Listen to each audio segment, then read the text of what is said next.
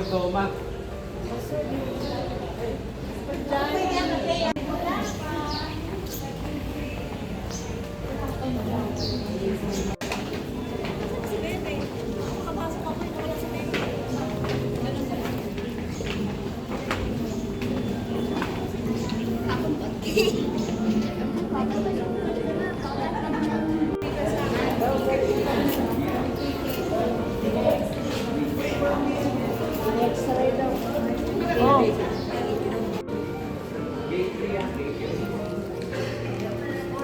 Sa mga magsi-CR. Ay, CR. Ayan. Sa mga magsi-CR. First destination. First destination, CR. First itinerary, CR. Ay, ikaw siya tayo.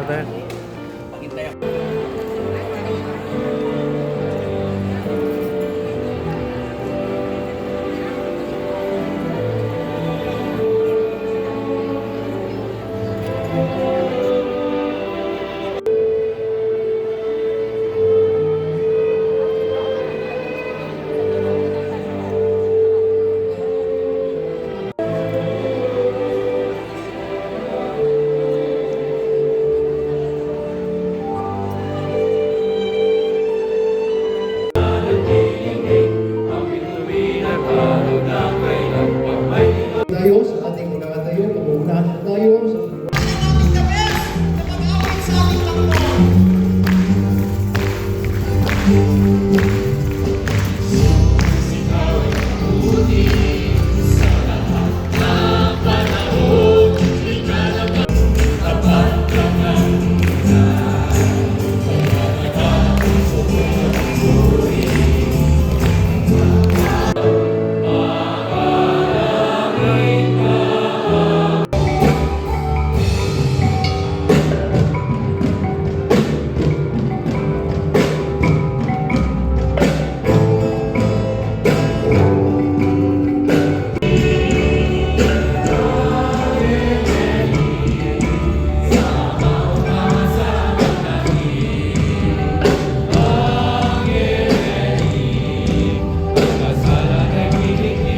Let me recognize ang ating mga leaders ng ating simbahan, ang kasalukuyang General Superintendent at Bishop Reverend Oscar Cuevas Jr., ang ating General Treasurer at ang ating kumpare, Reverend Joel Martune, ang members po ng Consistory of Elders, Yemele, ang Iglesia Evangelica Metodista en las Islas Filipinas.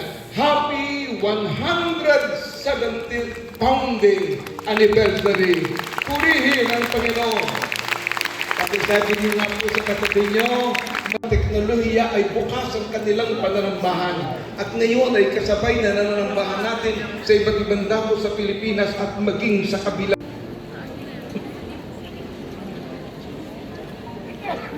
Manuel Bartolome, Pangulong Lubon sa Parangal, Reverendo Elvin P. Rodriguez, Secretary General at ang ating pong minamahal na Superintendente General, Bishop Noel M. Apio.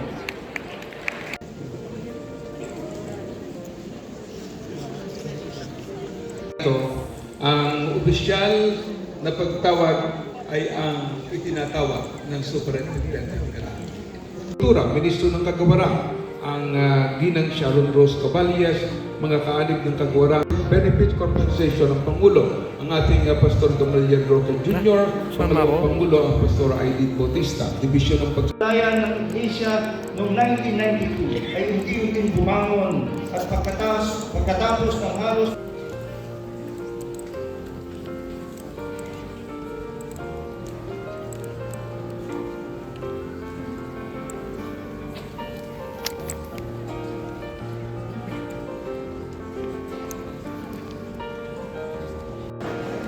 sa ating 40-year service awardees,